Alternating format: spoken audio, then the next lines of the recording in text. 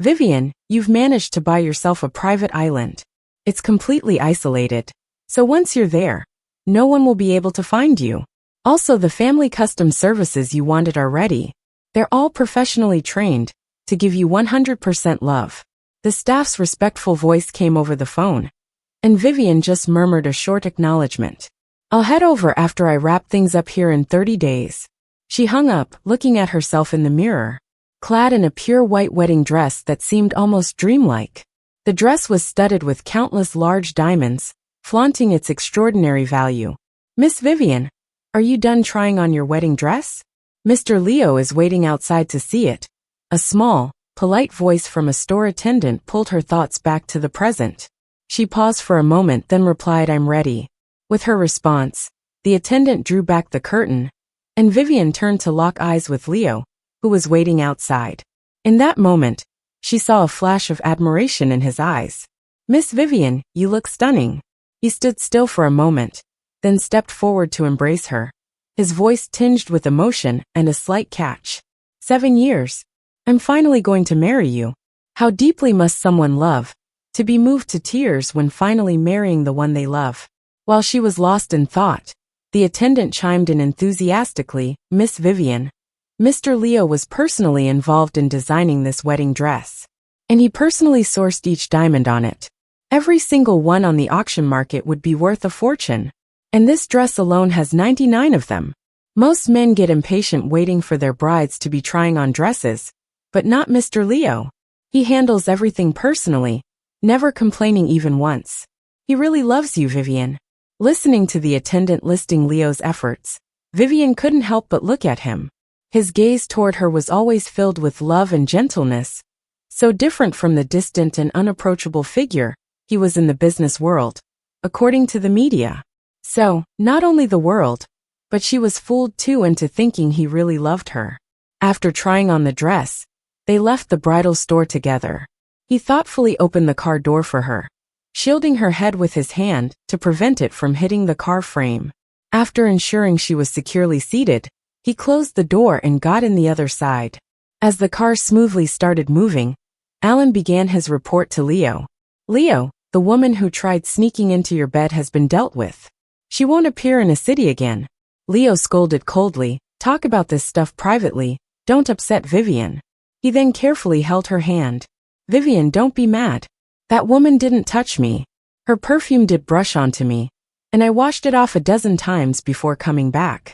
It's not at all dirty. My heart has always been with you these years. You know that. Vivien knew he wasn't lying. Considering his status, he must have dealt with hundreds if not thousands of such women over the years. But he'd always handled things cleanly, never crossing the line. Yet, she couldn't feel happy, only managing a feeble smile. I know. Leo didn't notice anything amiss, holding her hand tenderly as he began working on his phone. Suddenly, something on the screen changed his expression slightly. Stop the car. The sudden brake brought a screeching tire sound, and before she could ask what happened, Leo stepped out of the car. Vivien, there's something I need to handle suddenly. Alan will take you home, all right? Though framed as a question, clearly he offered no alternative. He left her behind, quickly heading off. Vivien watched him walk away in silence, then pulled out her phone, opening Amy's Twitter. A minute ago, she had posted an update. There was a photo of a swollen ankle with the words, "Twisted my ankle, hurts so much." Seeing the post and recalling Leo's barely concealed urgency, Vivien's eyes welled up with tears. She couldn't understand why everyone around her preferred her sister, Amy. She had 2 fiancés before. The first, Paul from the Paul's family, was an arranged marriage since childhood. She fell head over heels for him, trailing behind him since they were young. But Paul only had eyes for Amy, and was coldly dismissive of his betrothed Vivien. After a long 7 years, she finally gave up in the face of his indifference and saw Leo, who had always been there for her. Over the years, as she ran after Paul endlessly, Leo was the one who wiped her tears. He entered with a visage of deep affection, treating her with kindness without expecting anything in return. His silent presence was always there, waiting for her. So she cleaned out her heart, making room for Leo inside. She thought this time for sure, she had chosen the right person. But on the eve of their wedding, to her shock, she overheard Leo talking with a friend. "You don't even like Vivien. Are you really gonna marry her?" His voice was low, laced with drunkenness. "Yeah, only this way, Amy can be happy." The friend sighed deeply. "Man, you're such a rare kind of hopeless romantic. You've silently liked Amy for so many years, and even when you knew she liked Paul, you went after Paul's fiancée, Vivien. Now that you've succeeded, Vivien's made room for the woman of your dreams. But do you realize the price you're paying is your entire life?" Leo's voice lowered further, filled with immeasurable depth. "As long as Amy's happy, I'll do anything." Standing outside, Vivien felt as if the world had collapsed around her, as those words drilled into her ears like lightning. Only now did Vivien discover Leo's 7-year pursuit and sweetness toward her was nothing but a facade. His true love was Amy all along. How noble he was, willing to sacrifice his life for Amy's happiness. He masked it so well that she never suspected his ardor over the years was just an act, and his pursuit merely an agenda to clear the path for Amy. That night, she stood in the rain till dawn, crying her heart out. From a young age, her parents favored her sister, Amy, and never really gave her any love. Growing up, her fiancé also liked Amy and never returned her affection. Now even Leo, who supposedly only had eyes for her, was infatuated with Amy. Everyone loves Amy. No one loves Vivien. It was on that day she made a decision. If there's no one who loves her in City A, she'll just head off to a deserted island and spend some money to create her own parents and boyfriend, leaving this place completely behind and spend her life in peace. Even though the bought parents and boyfriend are fake, having company for a lifetime is enough. From now on, Mom, Dad, Paul, Leo, they won't mean a thing to her. The car stopped outside the bridal house Leo had prepped for their wedding. Once out of the car, Vivien started packing. She threw out everything she left in this house, destroying any trace of hers there. Then, she began preparing to cancel her household registration. Without doing that, these people wouldn't be able to find her again. She prepped all the needed documents, only to realize that she didn't have the most crucial one, the household register, on her. So she had no choice but to head back to the Vivien. An hour later, she stood outside the Vivien's door. It's her house, but she didn't even have a key. Even knocking on the door took all her courage. She knew her birth parents didn't welcome her. The servant was slow to answer the door, and as soon as Vivien stepped in, she saw her parents pacing the living room, looking anxious. Hearing the door open, they rushed over, and as soon as they saw Vivien, their expressions turned sour. "Why is it you? Since you haven't come back all these years, why bother now? Can't you learn from Amy? You were born from the same mom. How can you be so different?" The familiar sound of scolding entered her ears, sounds she had heard for over 20 years. Now she really didn't want to hear it anymore. Vivien's expression didn't change a bit, as if she heard nothing at all. She went straight upstairs, pulled out the household register, and tucked it into her bag before coming back down. Her parents fumed at her calm demeanor, their words getting more reckless. "What? You're already ignoring every word your mom and I say. Do you have any respect for us at all? How did we end up with such a disgrace of a child?" As they were lashing out, the door suddenly swung open again. Leo came in holding Amy in his arms. He looked up and locked eyes with Vivien standing in the living room. She glanced at their intimate posture, and then nonchalantly looked away. Despite her unemotional gaze, a rush of panic surged through him. He hurriedly set Amy down and approached her. "Vivien, don't get the wrong idea. Amy twisted her ankle, and I was just nearby, so I carried her back." He didn't finish, and Vivien didn't bother to expose his flawed lies. "Paul was on a business trip. Otherwise, I wouldn't have troubled Leo." Amy, just fresh from landing and already surrounded by the doting concern of parents, chimed in. It was supposed to be an explanation, but it was riddled with a show-off tone. "It's also my fault, pampered by Mom and Dad since young. A minor sprain hurt so bad. Thank goodness Leo came by, ran so many red lights to rush me to the hospital, and now brought me back home." Truly a bother to him. While Amy spoke, her eyes were locked on Vivien with an eager grin, hoping to see her breakdown. Yet, Vivien remained indifferent, as if she hadn't taken any of it to heart. Not getting the expected reaction, Amy rolled her eyes and another idea sprung to her mind. If it wasn't for Leo, who knows how swollen my foot would be? Since we're home, why not stay for dinner as thanks? Her tone was cheerful and lively, in sharp contrast to Vivien's silence. No one asked Vivien's opinion, making decisions for her to stay for dinner. But when the meal was ready, and she finally sat at the table, she realized it was all spicy food, Amy's favorite. She wasn't surprised but just quietly sat down. Vivien had once tactfully told her parents she couldn't handle spicy food, due to a bad stomach, only to be met with their impatience calling her fussy. Back when she was with Leo, he always took care of her tastes, even learning to make warm, comforting dishes. This time though, despite sitting right next to her, his attention was fully on Amy, rushing to attend to her needs.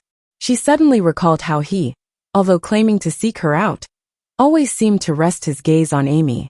On Amy's birthday, he would subtly or overtly inquire about Amy's preferences. Whenever Amy got sick, he'd suddenly have business to attend to. Vivien couldn't help but laugh bitterly. Leo's attention towards Amy was so glaring. How had she not noticed until now?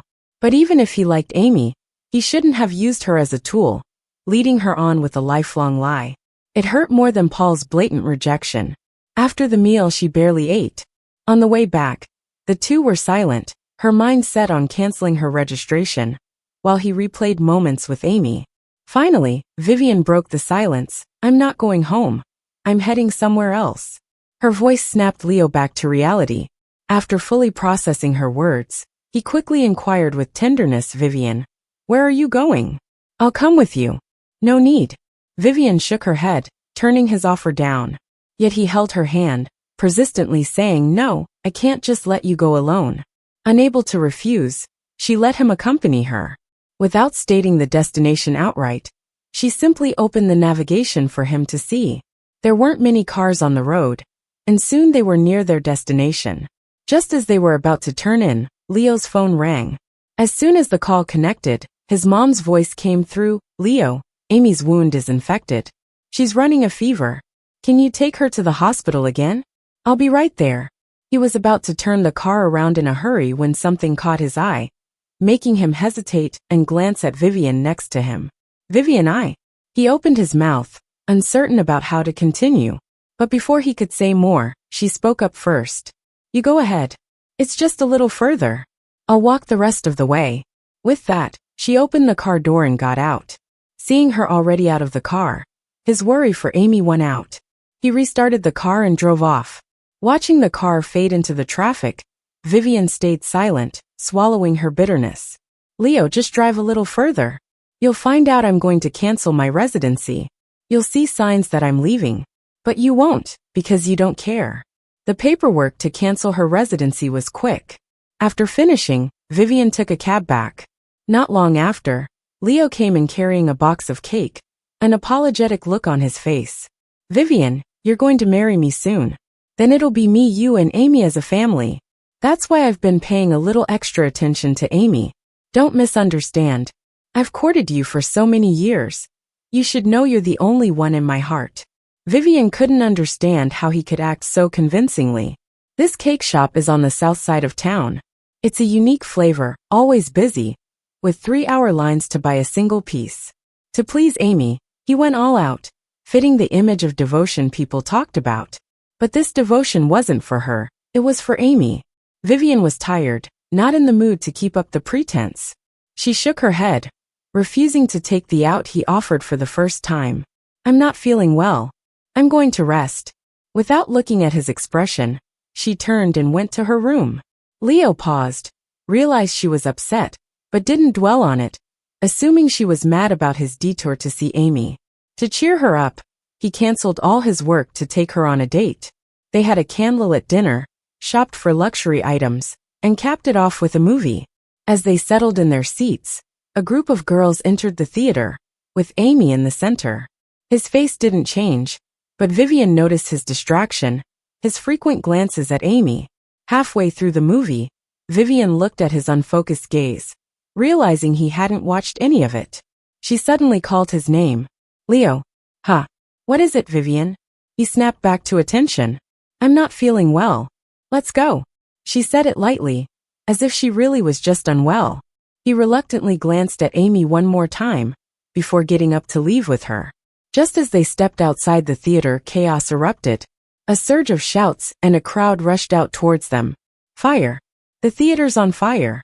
Hearing the commotion, Leo's face turned pale. He was about to rush against the crowd when he saw Amy's group running out. He immediately stopped them, asking urgently, "Amy, where is she?" The group exchanged glances, realized something, and answered, "Amy, she hasn't come out yet." Furious, he shouted, "Didn't I tell you to watch her?"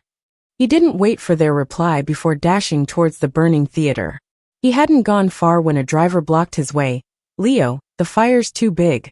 You can't go in. Rescuers are coming." But before he could finish, Leo, angry, shouted, "Get out of my way." Ignoring all protests, he ran into the theater. When the rescue team arrived, Leo emerged, bloody and cradling an unconscious Amy. He gently placed her on a stretcher, ensuring she was okay before collapsing himself. When he fell, it exposed severe injuries on his back, making Vivien, who thought she couldn't care anymore, tear up. It wasn't sorrow. She just remembered some past moments. Leo had chased after her for a long time. She wasn't always so cold-hearted, blind to his efforts. She just couldn't let go of Paul back then, so she couldn't accept Leo's advances. Until that time, she suddenly fainted and was taken to the hospital, where she found out she had kidney failure. She tearfully called her parents, asking for a match, only for them to refuse coldly, saying they had a trip planned with Amy and that kidney failure wouldn't kill her. And if it did, they wanted to be notified when she died. Her parents hung up on her without mercy. Out of options, Leo quietly got tested, and then quietly lay on the surgery table. After the surgery, Vivien learned of his donation. She cried by his bedside for a long time until he woke, seeing her tears and quickly pulling her into a hug, repeating, "Don't cry, I volunteered." But his words only made her cry harder. In that moment, she thought maybe she should give up on waiting and look at the person right beside her. But once she fell for his gentle nature, loved him entirely, she realized it was all a lie. Looking back now, he had always been someone willing to risk everything for love. Only that love was meant for Amy all along. Leo's injuries were severe, keeping him in the hospital for a long time. Once upon a time, Vivien would be moved to tears over even a minor injury. But this time, she kept her mouth shut about visiting him in the hospital. Even when Alan passed on the message that Leo wanted to see her, she didn't seem to hear it, and went about her own business. Then in the middle of the night, while she was half asleep, she suddenly felt a weight on her. Startled, she opened her eyes to find Leo holding her tightly in his arms. He was still wearing a striped hospital gown, clearly having escaped from the hospital, with a bandage on his forehead, implying his injuries weren't fully healed. Yet he was clinging to her in silence, reluctant to let go.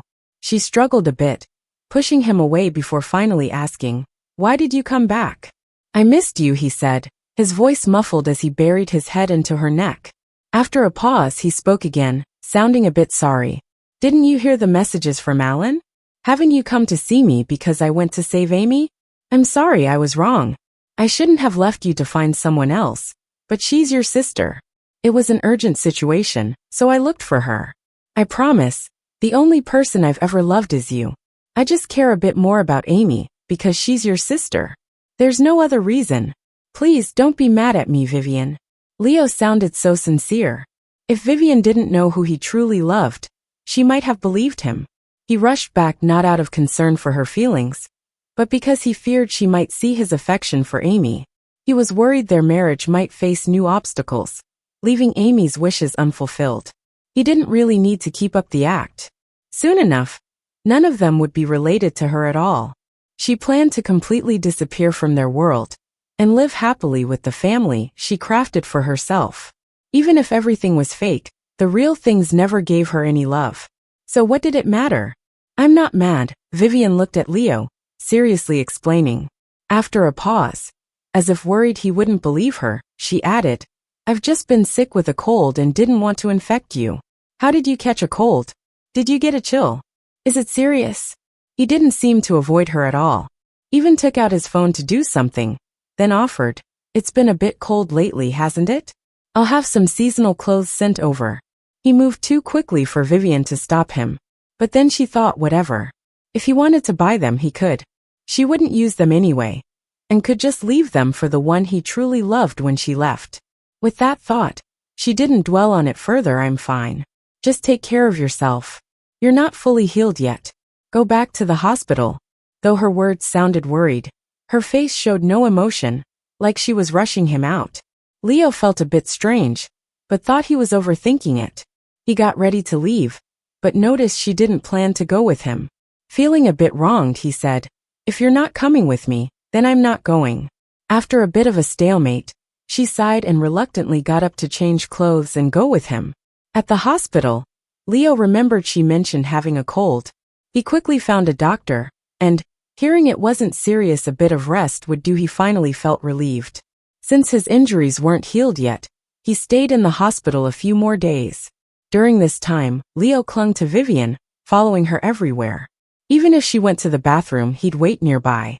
The nurses would glance around whenever they saw one of them, always finding the other nearby. And she'd often hear the people around them marvel. Leo and Vivien are so in love. I wish I could find a boyfriend like that. Who wouldn't want that? But things like that, better dream about it. Dreams can have anything. Vivien heard these comments without any feeling. Admiration? Sweet love. Only she knew. It was all just an illusion. Him sticking to her wasn't out of true love. He just feared any hiccups with their wedding that might keep her clinging to Paul, preventing Amy's happiness. After a few more days, Leo finally healed and was discharged. As soon as they got in the car, his phone rang. It was a call from his friend. "Leo, there's a meteor shower tonight. Bring your wife and come join us." Meteor showers aren't common, and since they invited Vivien too, Leo quickly agreed. Vivien didn't want to go, but joined him to avoid suspicion. Once there, she found that besides Leo's friends, Amy was also there. The moment Vivien saw Amy, she sensed Leo's excitement. But he quickly masked it, leaving no hint of his feelings for Amy. The night descended, revealing countless stars. A meteor streaked across the sky, followed by more, thrilling other stargazing couples on dates, and their group alike. They quickly made wishes after the initial cries of awe. A vendor pushing a cart passed through the crowd. "Want a wish jar? Write your meteor shower wish on paper, and I'll hang it on a tree for you. Your wish will be stronger." Even though everyone knew it was just a myth, seeing Amy so eager, they all bought a jar. Leo ended up buying all of them. His friends couldn't help but tease. "Leo, did you really buy that many wishing bottles? Can you even fill them all? Share some with me?" "Come on, Leo, you already have everything. Isn't it a bit greedy to want so much more?" Leo smirked, turning his gaze to Vivien. His eyes were filled with gentle affection. "I don't need to have everything. I just want Vivien to have it all." When he said this, everyone sighed and started teasing him. "Leo, you're definitely the lovesick puppy among us." Usually, someone might blush or get embarrassed with this kind of teasing. But Vivien, at the center of it all, just looked at that car full of wishing bottles without saying anything. As she seriously wrote down her wish, Leo curiously leaned over. But as soon as he caught a glimpse of a word, Vivien quickly hid the paper. "If you see it, it won't come true." Hearing that, he didn't push her. Instead, he gently ruffled her hair. "Your wish will definitely come true, Vivien." She smiled but didn't say anything. Inside, she wholeheartedly agreed. Yeah, her wish would definitely come true. When she slipped the paper into a wishing bottle, Vivien opened it one last time to check. There was only one line written on it. "May Vivien and Leo never meet again in life or death." Once Leo finished with the mountain of wishing bottles he bought, the meteor shower was almost over. Just as they were about to leave, they heard a sudden shout. Looking back, they realized it was Amy, sitting on the ground with teary eyes. "My ankle. I think I twisted it. It hurts really bad." Upon hearing that, the group immediately surrounded her. Leo couldn't stay calm. He elbowed his way through the crowd and carried her down the mountain. Vivien didn't stop him. She just turned around, while everyone was busy crowding around Amy, and climbed back up the mountain. She found the owner, who had helped them hang the wishing bottles, and transferred him some cash again. "Hey, can you get those wishing bottles we just hung up back down for me?" Not long after, Vivien carrying the retrieved wishing bottles, returned to the top of the mountain.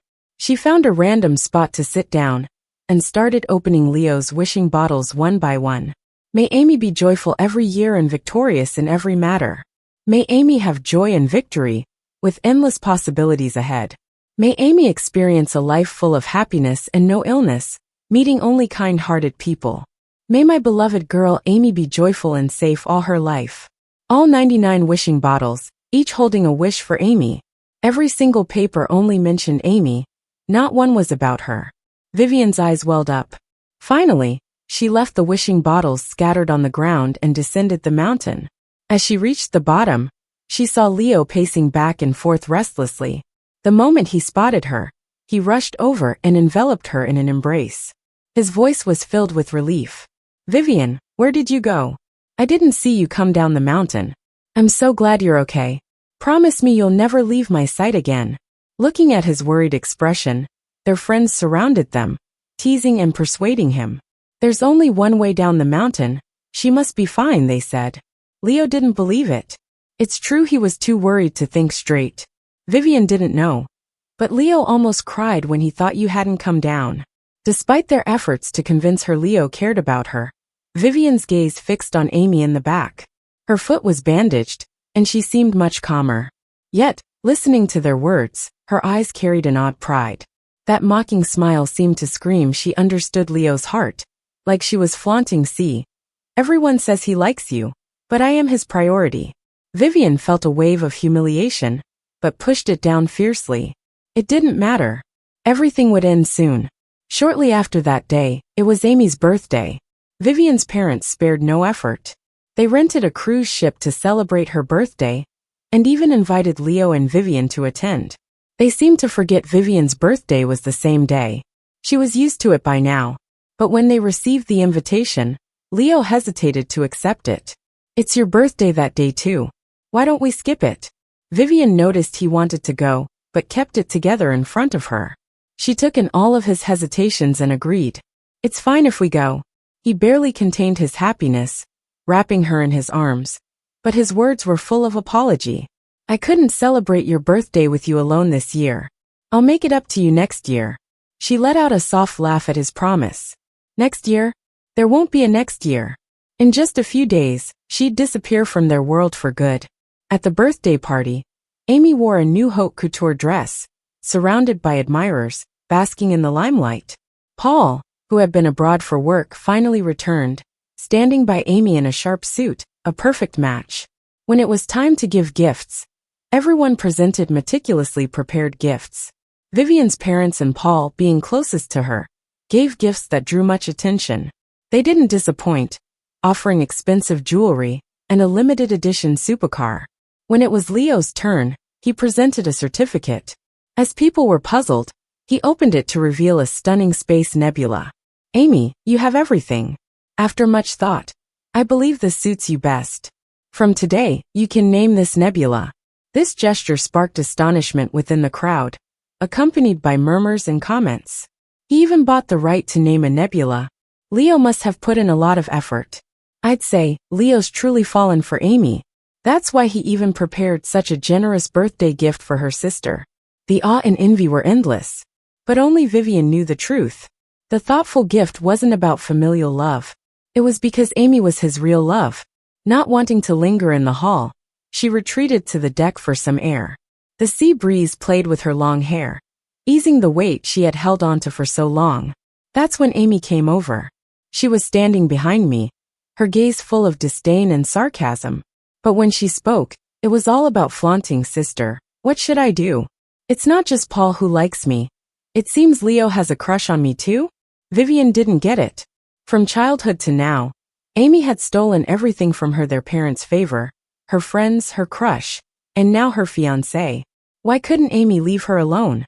Why did she have to rub it in her face all the time? As she thought about it, she asked the question out loud. Amy smirked without bothering to disguise her intentions. "No reason really. I just love watching you suffer. And I'm happy 'cause I'm about to see it again." Vivien frowned, and was about to ask what Amy meant by that. Suddenly, Amy grabbed her hand and dragged her into the sea. Water rushed over Vivien's face, and she instinctively tried to call for help. But the incoming seawater made her choke painfully. The icy sensation crept into her senses, and fear of death took over her mind. As she tumbled underwater, she finally saw someone notice the commotion. Soon, there were splashes. Vivien's father, Paul, and Leo. They all jumped in. But without hesitation, they all swam towards Amy first. From the distant yacht, Vivien could vaguely hear her mother's desperate cries. "Save Amy! You must save Amy!" At that moment, the feeling of being abandoned by everyone overwhelmed her, and she closed her eyes, resigned to her fate. Just then she heard someone swimming closer. Dazed, she opened her eyes and was stunned when she saw who it was. It was Paul. She couldn't process why Paul would rescue her, before she blacked out completely. When she woke up, she was in the hospital. Vivien blinked her dry eyes, looking from the sterile ceiling to the man sitting by her bed. After confirming a few times, she still couldn't believe it. Paul was the one by her side. She hid her surprise and asked calmly, "Aren't you going to check on Amy?" "I just did. There are tons of people with her. Leo's there too." Paul expected her to react strongly at the mention of Leo, but she showed no emotion, just told him to leave. "Then you should go too. I like peace and quiet." He stayed put, glancing her way puzzled. "Is there anything else?" "Don't marry Leo." Paul stayed silent for a while, choosing his words, but finally spoke. "Once he started, he couldn't stop. He doesn't really like you. He's only getting close to you to make room for Amy." Having voiced his hidden thoughts, he felt partly relieved. But Vivien's expression didn't change. She seemed unfazed, as if she'd known all along. "Did you know all this time?" he asked, shocked. "If there's nothing else, you should go." She didn't answer, just repeating her request for him to leave. He didn't leave. Instead, he became more agitated. "You know and you still want to marry him? Are you crazy?" Vivien chuckled at that. "What's it to you? Haven't I already returned you back to the Amy you always wanted?" Paul was at a loss for words. He didn't even understand himself. He should feel relieved. But watching Amy these days, he couldn't help but think of Vivien chasing after him. She was even in his dreams. Silence lingered until Alan barged in, scowling as soon as he saw Paul. "Paul, why are you even here?" With Alan there, continuing their previous conversation was impossible. Paul gave Vivien one last look before leaving. He wasn't far when Leo came rushing in, hugging Vivien tightly. "Vivien, I'm sorry I didn't save you. I mistook you for someone else. Please don't be mad. I won't get involved with Amy anymore. Please don't stay in touch with Paul, okay? I was so happy you stopped liking him and agreed to be with me. If you go back to him, I swear, I'd lose my mind." Listening to Leo's continual apologies, Vivien kept silent, her face calm. As she closed her eyes, one thought dominated her mind. Please let this all end soon. In the days following, Leo stayed true to his word. He didn't visit Amy or seek news about her. He spent all his time with Vivien, showering her with gifts to please her. This routine went on until the eve of the wedding. That night, Vivien inexplicably began to pack her things. Leo noticed, but didn't think much of it. He even offered to help. But as he packed, he realized they were the things he'd given her while courting her. Hundreds of photos he'd taken of her. The countless love letters he wrote. The many gifts he gave, and finally a memo. When he opened it, he found it full of notes about Vivien's preferences. 1. Vivien's stomach is bad, she can't eat spicy foods. Learn 365 warm meals for her. 2. Vivien's afraid of thunder, and always forgets her umbrella. Be there before it rains. 3. Vivien loves cherries. Plant an entire backyard of cherry trees for her. 4. Vivien's lonely. No matter what, whenever she turns around, be there for her.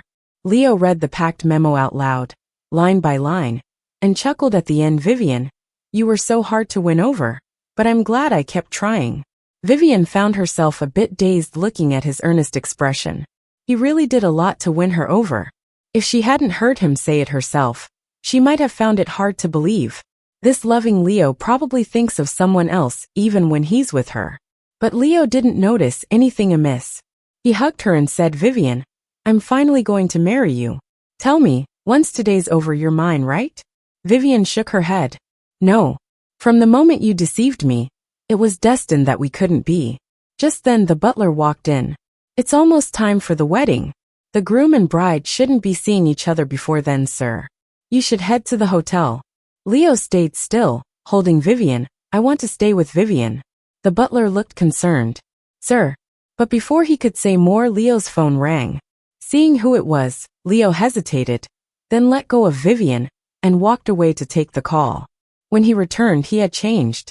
He hugged her briefly, full of reluctance. Vivien, see you tomorrow. Vivien knew he left not because of the butler's orders, but because of that call. It was from Amy. But she didn't try to stop him, just watched his figure disappear past the villa's door. Then, she moved all the packed boxes to the front yard. She had told the staff to prepare a bonfire. They didn't ask questions, just did as told. Now she tossed everything from the boxes into the fire. Photos, memos, journals. Watching the last photo burn, she smiled slightly. Leo, the memories are ash now. And there's no future for us. In the dark night, no one saw the bride walk away, luggage in tow, determined, without looking back. Vivien got in her car. As it started, she broke her SIM card and tossed it out. If no one loves her, she'll love herself. Goodbye, a city. Goodbye, everyone. With no direct flights to the island, she took a plane to the nearest country, and then a boat. It took a full day and night to reach the island she already owned. The manor, built to her liking, was ready. With her funds, she even bought a yacht for convenience, since leaving might be tricky, though she doubted she'd want to leave. Opening the manor doors, everything was perfect. This was where she'd live now. She took out her phone to ask when her custom-made family would arrive.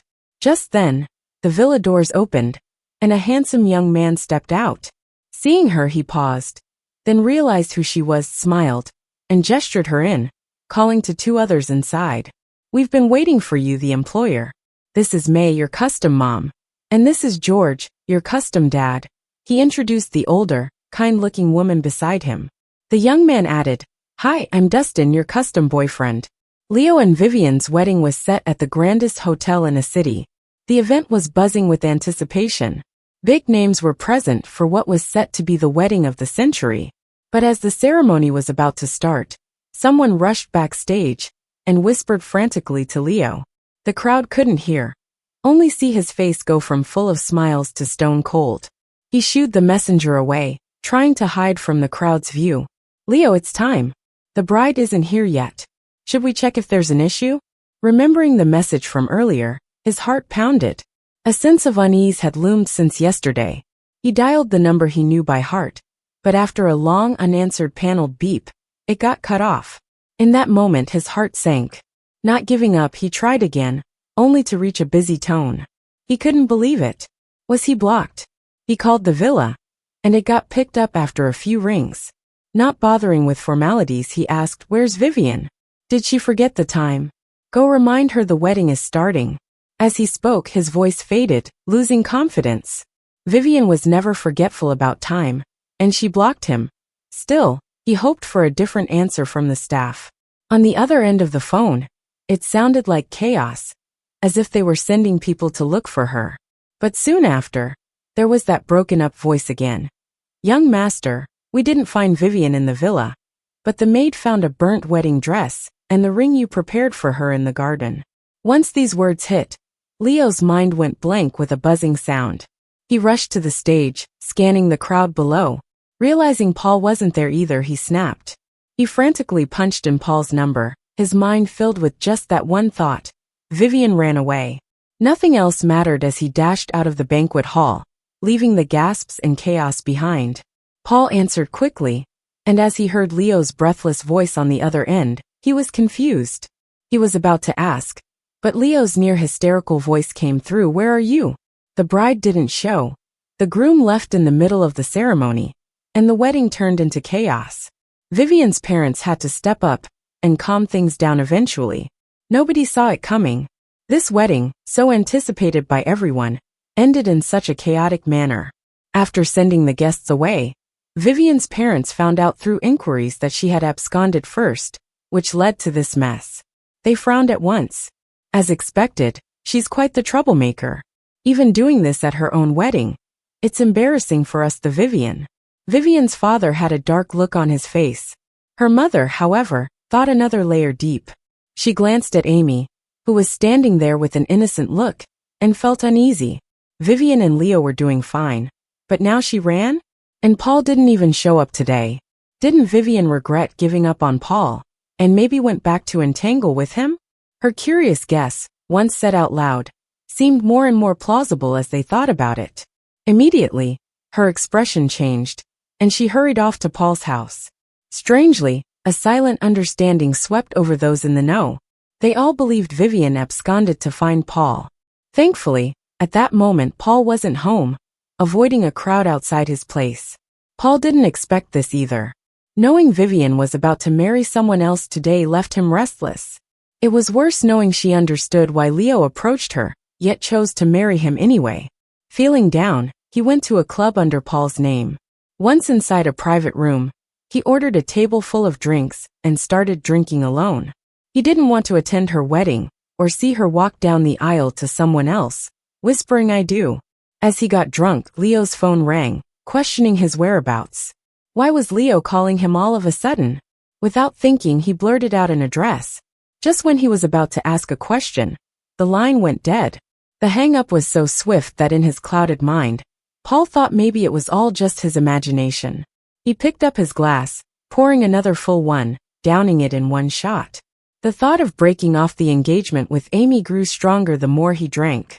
He stared at his phone on the table, that one voice echoing in his mind, urging him to dial Vivien's parents' numbers. But before he could, the door burst open with a bang. Blinding light streamed into the dim room, and seeing all the empty bottles on the floor, and Paul holding his phone in a daze, Leo nearly thought he'd come to the wrong place. Frowning, he switched on all the lights. The sudden brightness made Paul instinctively shield his eyes. But as soon as he raised his hand, Leo was there in front of him, closing the distance in a few swift steps. "Vivien," Leo demanded, "did she come to find you?" Hearing Vivien's name cleared Paul's foggy mind for a moment. He smirked, looking at the angry Leo. "Isn't she marrying you? Why are you here looking for me instead of attending your wedding?" Paul barely finished those words before he seemed to finally grasp the implication behind them. He jerked to his feet, shocked. "What do you mean?" Seeing that Paul truly didn't know, Leo's anger faded into confusion. Vivien grew up in City A, but because she was shy and meek, she didn't have many friends. She hadn't sought out Paul, and knowing her family's temperament, they wouldn't help her escape. So where could she have gone? "Vivien, she's missing. She burned the wedding dress and ring we were going to use. No clue where she went." Leo slumped onto the sofa, staring blankly ahead, unable to focus. Initially, Paul couldn't believe it either. He had warned Vivien Leo's intentions weren't sincere, and she never seemed to care enough to leave. Remembering this made his eyes light up. So she wasn't indifferent about who Leo loved, but planned her escape all along? But she didn't come to him after leaving. So where could she have gone?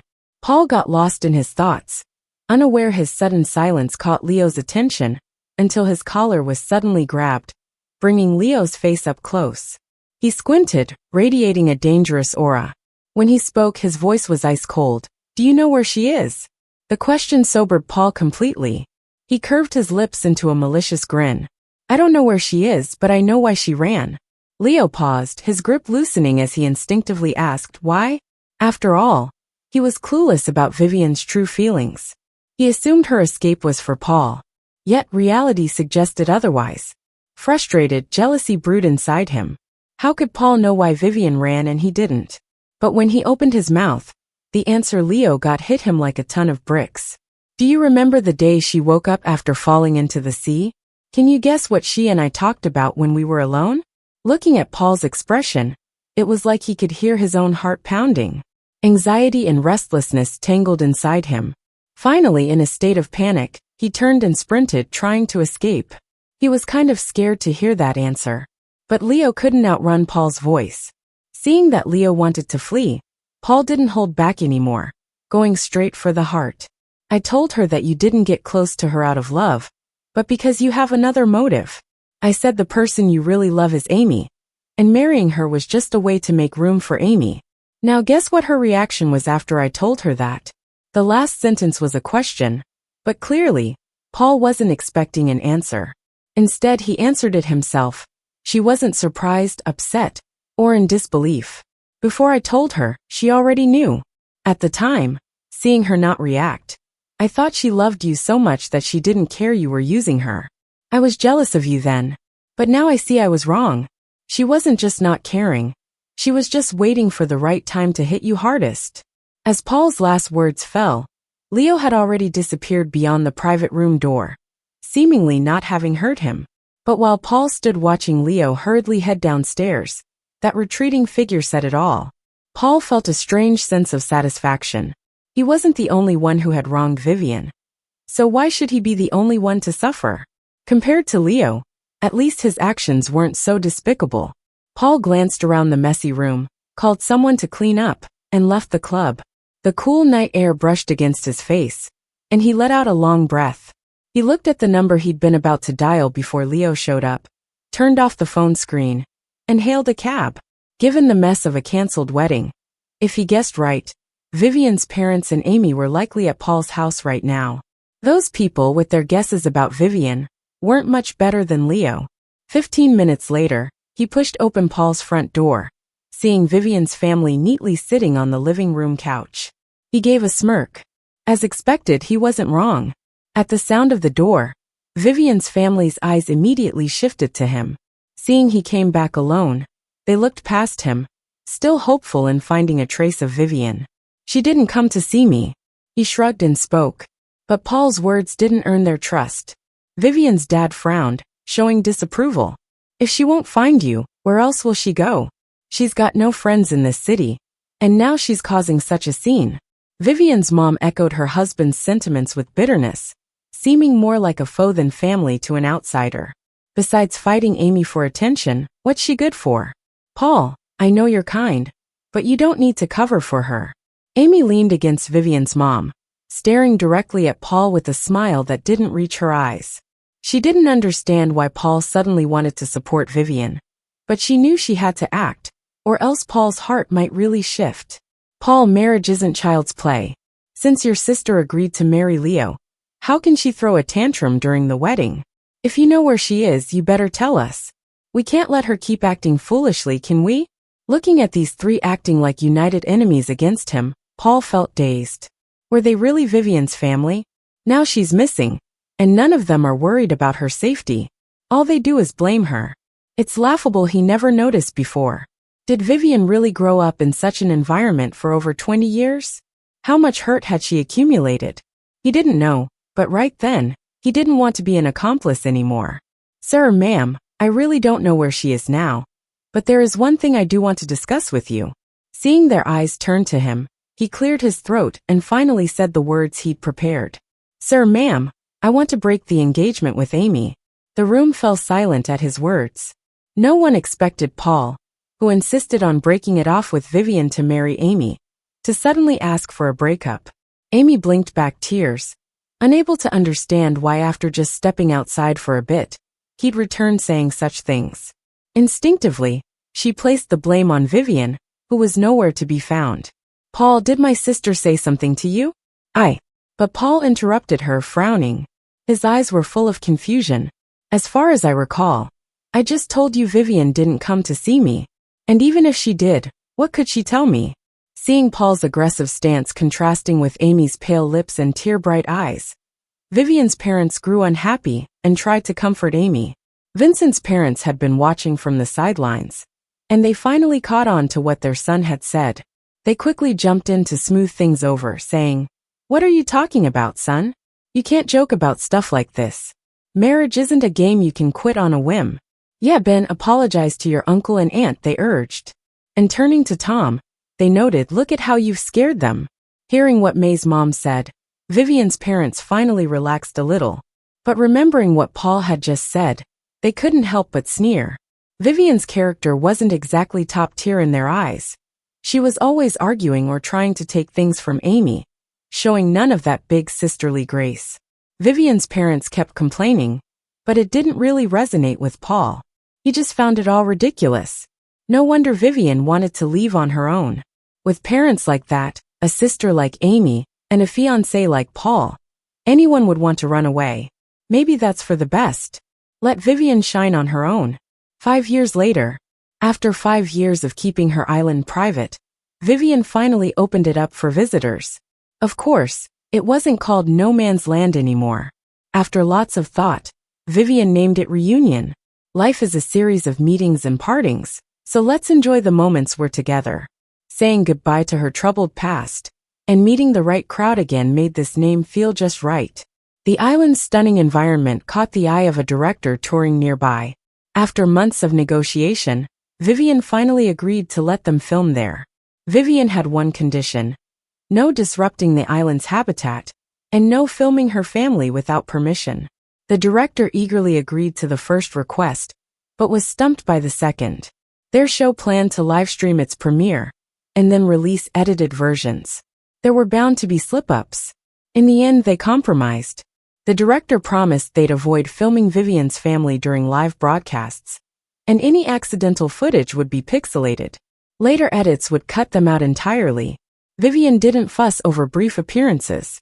A month after sealing the deal, the director brought his crew to the island. Everyone knew to be on their best behavior around Vivien. No funny business. They tried to dodge her, but living on the same island, some run-ins were inevitable. Luckily, the director kept his promise and blurred them out. Vivien didn't give it much thought. That was until the show's success exploded along with a blurry screenshot that went viral. Leo typically didn't keep up with entertainment gossip. However, he'd spent 5 years searching for Vivien endlessly, coming up empty each time. He couldn't figure out where Vivien went after she vanished. Her identity was erased 2 weeks before their wedding date. This meant she'd been planning her escape for at least that long. Overwhelmed with regret, Leo was devastated to realize our Vivien had plotted her exit while sharing the same bed with him. Yet he was completely oblivious. It was during this revelation that Leo finally saw his feelings for Amy had burned out long ago, due to unrequited efforts, just as Vivien's feelings did. Relationships are a two-way street. For 10 years, his efforts to make Amy happy led him to another woman's arms, playing the part of Vivien's devoted admirer. Yet the woman by his side, the one he pledged his life to, the one who looked after him through thick and thin, it was always Vivien. Though initially reluctant to admit it, Leo had fallen for Vivien long ago. It was only his obsession with Amy that blinded him. He wanted Vivien back, to tell her that what started as an effort to find her had turned into a daily ritual that sapped his courage over 5 long years. Even Paul, who later left May's family to break off his own engagement with Amy, laughed at him, called him delusional and overreaching. Leo had once asked Paul why he was so set on breaking off the engagement. Paul explained he realized his past mistake and didn't want to repeat it. But it wasn't just Paul who messed up. Leo's mistakes were just as glaring. Unlike Paul, who opted to let go, Leo wanted another chance with Vivien. Amid the buzz, an online post caught fire. Someone had spotted Dustin on the show, and a screenshot managed to circulate before the blur rolled out. "This guy is gorgeous. I want all his info in 3 minutes." The post demanded. It sparked tons of discussions, thrusting the image into the limelight. Leo wouldn't normally notice this stuff, but in these 5 years of searching, he'd tried everything, even tapping into viral trends. That's how the photo landed in front of Leo. He initially shrugged it off. It was just some dude's picture. But something compelled him to take a closer look. In doing so, he spotted a woman tending to flowers in the background. The zoomed-in corners were blurry, sure, but deep down, Leo knew it had to be Vivien. To test his theory, he followed up with the variety show's brand and got the director's contact details. When a billionaire CEO of a listed company suddenly reached out to him, the director thought maybe his show had attracted another sponsor. So he quickly accepted the friend request from Leo. While he was wondering how to strike the right balance between being approachable and not seeming too arrogant, Leo's message popped up. "Where did you shoot this?"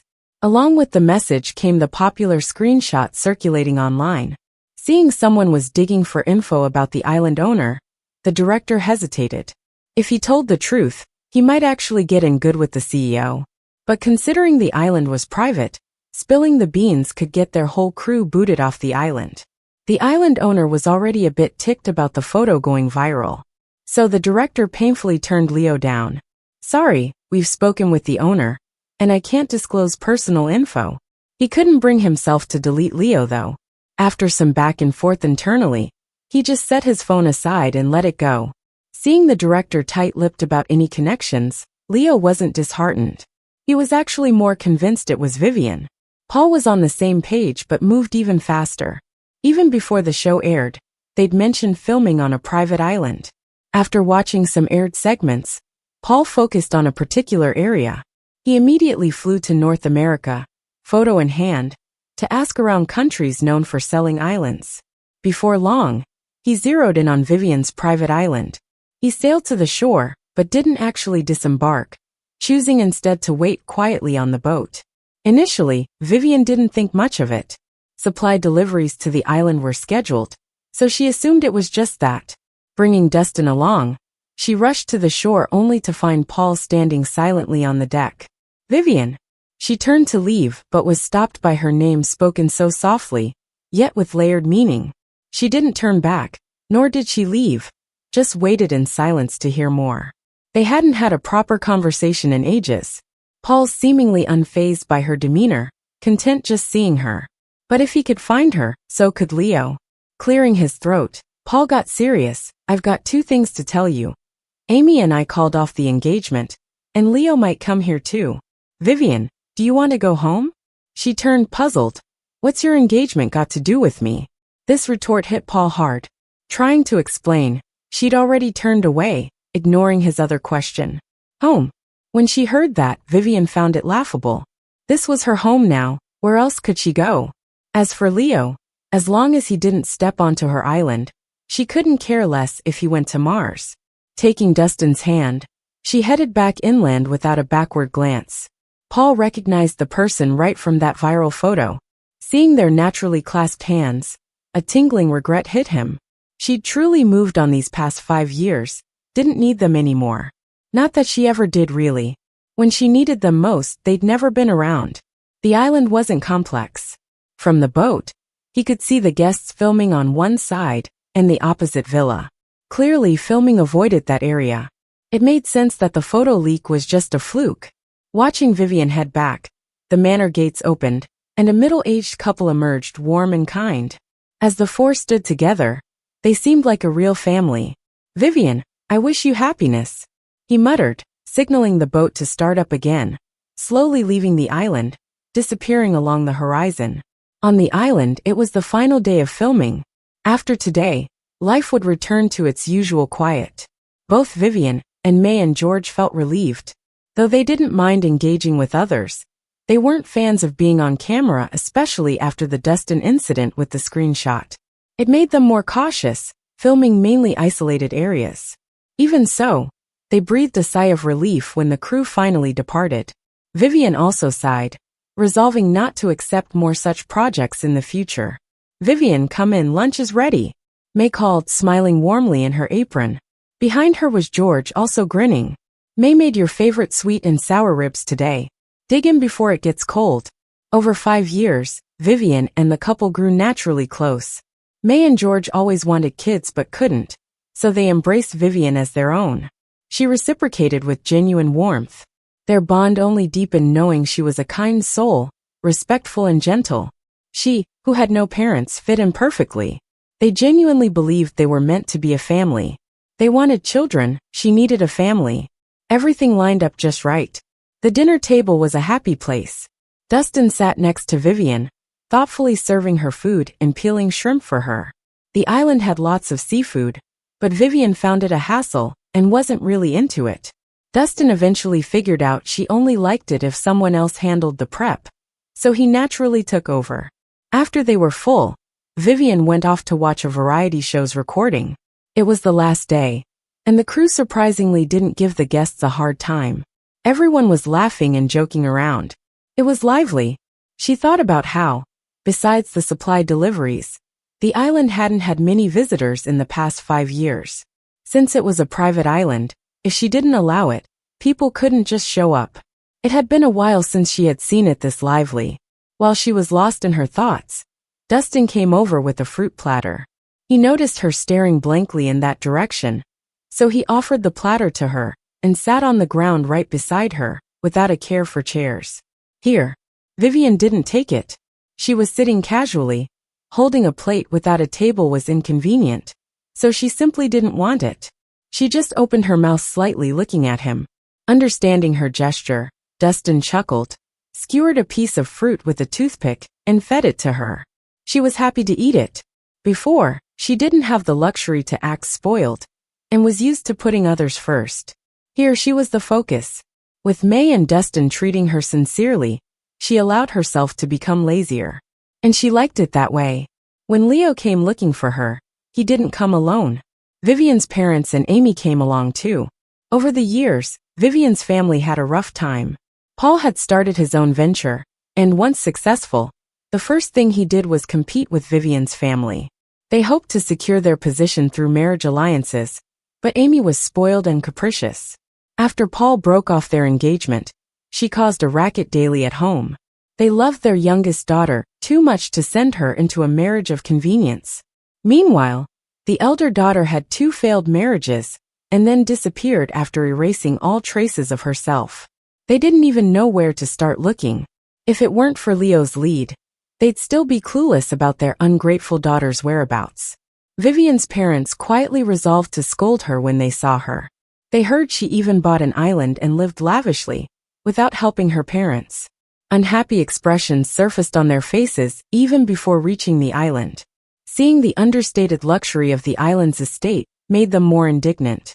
They completely forgot Leo's advice to clear up any misunderstandings with Vivien. But maybe there weren't any to start with. The day Vivien saw Paul, she knew Leo would come eventually. She considered hiding from him, but thought it was pointless. Why avoid irrelevant people and look like she was afraid? She didn't expect Leo to bring her parents too. Vivien never understood why she'd been the odd one out in City A. Her parents disliked her, her sister shunned her, and the guy she liked loved her sister. The person who liked her was actually into her sister too. Shouldn't her departure have been a blessing for them? Why put on a show pretending to be desperately searching for her? Was that charade so vital they couldn't drop it? She could never figure that out. But then she stopped caring. In the future, they wouldn't be part of each other's lives. They could do whatever. She was done with them. Leo and the group got there quickly and arrived while they were having breakfast. The door was suddenly banged upon, then it stopped. After a while there was a gentle knock. Vivien frowned, but Dustin was already up to answer it. When he opened the door, both parties exchanged glances and were taken aback. Leo regretted bringing her parents right when they started banging on the door. But when he saw someone else in Vivien's house, jealousy consumed him. His chest heaved with his unrest. If he hadn't wanted to see Vivien, he might have lashed out already. "Who is it?" Her voice came from inside, and Leo didn't want to ponder the man's identity. The moment he heard Vivien, he looked eagerly into the room, wanting to see her.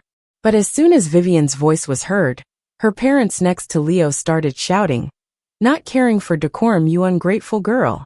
You ran away for 5 years, and didn't come back once. Do you even see us as your parents anymore? Aren't you embarrassed enough? Get out here and come home with us." Leo didn't have time to stop them. Even Amy chimed in, acting sweet. "Sister, I know you're mad at me, but you can't ignore Mom and Dad. They've been searching for you like crazy. Come home, please." Seeing these people claiming to be Vivien's family, directly starting with insults, even Dustin's good temper couldn't hold. He scoffed, "Where'd these dogs come from barking at people?" He blocked Leo's sight, and before they could react in rage he added, "This is Vivien's island. Trespassing without permission. This isn't like home. Be careful you don't end up in a shark's belly." His cold gaze swept over them, instilling fear for a moment, quickly replaced by anger. "Who are you?" Leo's face was furious. Just as he was about to continue, the door slammed shut. Leo, stepping forward, was left with nothing but a face full of rejection. They hadn't imagined they wouldn't even get to see Vivien before being shut out disgracefully. Inside the room, Vivien could faintly hear parts of the conversation because her family and Amy weren't trying to be quiet. Even though they were a bit of a distance away, their voices carried. When Dustin came closer and mentioned a group of people claiming to be her relatives were outside, Vivien wasn't surprised. Instead, she explained they weren't scammers. That one comment grabbed everyone's attention in the restaurant, because Vivien had always said she was single when ordering for her family and boyfriend. So why now? Before people could figure it out, there was a sudden loud knocking on the door again. Dustin frowned hard, about to send them away, when Vivien shook her head and got up to open the door herself. No matter what they were here for, it was best for her to explain things personally. Vivien walked ahead by herself, despite the previous harsh knocks and unfriendly words. May's parents and Dustin were worried about her facing them alone, and rushed to catch up as she opened the door. It's unclear if the knocking force was just too hard to stop, or if they intended to hit. But as soon as the door opened, a slap came towards Vivien. Dustin's heart skipped a beat, fearing she'd get hurt, but she was ready. As the hand came down, she sidestepped, and a loud thud followed as a body hit the ground. Vivien's father was embarrassed, and his face turned white and blue with shame. Getting up from the floor, his breathing was labored with anger. Amy hurried to help her father up, disapprovingly scolding Vivien. "Sis, how could you treat Dad like that? He's the elder. If you're mad, take it out on me. Don't do this to Dad. He's old. What if something happened? Can you take responsibility?" Their mom looked relieved once Amy got him up, but then turned her anger toward Vivien. "Vivien, you ungrateful brat. How could I have given birth to someone so heartless? Taking Amy's fiancé wasn't enough? You even dared hit your dad. You can't even compare to Amy." She stormed forward, ready to slap her, but Dustin intercepted, causing her to fall back, thankfully caught by Leo to avoid a hard fall. This made them even more furious, yelling at both Vivien and the others who had followed them, demanding they all leave for not following their rules. Ignoring the insults, Vivien looked to Leo, who was slowly pushed to the back. Her expression was indifferent, and in the brief moment their eyes met, all he saw was detachment and coldness. It wasn't a look of reunited lovers, it was like strangers. Leo felt wronged. He had brought Vivien's parents and Amy, thinking they could catch up after years apart. He knew their past wasn't close, but they were family. In his mind, family quarrels were temporary, things that could be resolved with a conversation. On the way there, he even advised them to stay calm and talk things out, and they seemed to agree. He didn't expect this chaos upon arrival. Leo knew deep down this mess was partly his fault. He suppressed his bitterness and finally said, "Vivien, long time no see." He had longed to see Vivien again for 5 years. Endless attempts ended in disappointment, making him think they might never meet again. But now they did. He had so much to say, but didn't know where to begin. He wanted to reminisce, but Vivien wasn't interested. "You brought them here to give me trouble? Leo, apart from the wedding escape, when did I wrong you? You like someone else. Acting like you wanted to marry me was to stop me from interfering between Amy and Paul, wasn't it? I've let go of your deceit for Amy. Isn't that enough? Why show up again?" She paused and turned to her family, questioning, "You call me unfilial, but did you ever act like parents to me? Did you treat me as your daughter? You say I stole from Amy. What a joke. Anything she liked, I had to give up. My room, school, ranks, your love, friends, love all for her. Isn't that exactly what you wanted? From now on, you're her parents, not mine. May, Paul, Leo, everything Amy wanted. Did she not get it? What more do you want from me?" By the end, Vivien was visibly upset, those words carrying her lifelong pain, leaving the room in silence. Dustin suspected she had a story, but since she never shared, he didn't pry. Even if their lives were bound together now, he never meant to uncover her secrets. He never expected the truth behind her silence was like this. Stepping forward, he gently took her hand, his warm touch melting her icy palm. The May family moved to her side too, despite the initial confusion over her having parents and their relationship starting with financial terms. In 5 years, they had cherished her as a daughter. Knowing her past, they only felt heartache. Feeling their concern, Vivien couldn't hold back any longer. Her eyes turned red, and she tightly gripped their hands. It was only then that Leo and his group finally saw this family together. Their relationship clearly wasn't like that of a master and servants. Vivien's grievances against them were still fresh in her ears. Now, seeing her rely on them this much, the Vivien couple felt uneasy and instinctively asked, "What do you mean by this?" Hearing their voices, Vivien refocused on them. Seeing their messy state, she suddenly smiled. He's my husband legally. They're my parents legally too. And you guys, well, we haven't had any relationship for the last 5 years. This statement left them all stunned, unable to believe their ears. Leo was especially shocked, letting go of his mother's hand and rushing forward, trying to grab Vivien's hand. George blocked him, slapping Leo's hand away with a stern warning. If you have something to say, just say it, don't grab. George had no fondness for these people now. They wanted to have a baby, gave birth, and then didn't care. They favored one over the other, and then had the nerve to call themselves her parents. From the moment they met, have they said anything nice? Especially this Leo, pretending to like Vivien, when he doesn't even know her family situation. And he brought such parents to the door, talking about how long it's been. Such a hypocrite.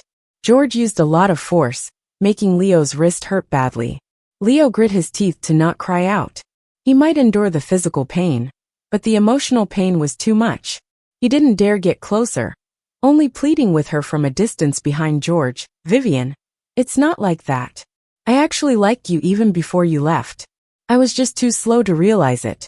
Every day you've been gone for 5 years, my heart has been in agony. I've dreamed of seeing you again to tell you I truly regret it.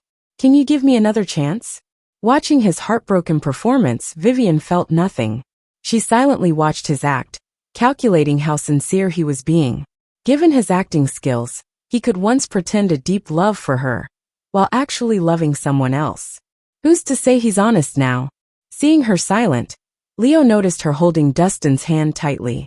It seemed to dawn on him, and his expression became more excited. I get it, you're just still mad at me, right? Vivien, I'm sorry, can I apologize? I learned he's just someone you paid. But we had a real 7 years together. Look, I even brought our wedding rings. I had yours restored with our names engraved. I'll do whatever you say. Even ignore the Vivien people if that's what you want. He choked up near the end, his sincerity making George and May hesitate. Did he really love Vivien? When they turned to look at Dustin, they had some concerns. After all, their relationship with Vivien started with money. Could 5 years together replace the long history she had with Leo? She shifted forward, taking a step past George. Dustin, surprised, instinctively tightened his grip on her hand. She turned back, smiled reassuringly at him, and patted his hand. Wait for me. Those simple words somehow calmed Dustin's restless heart. He slowly released her hand.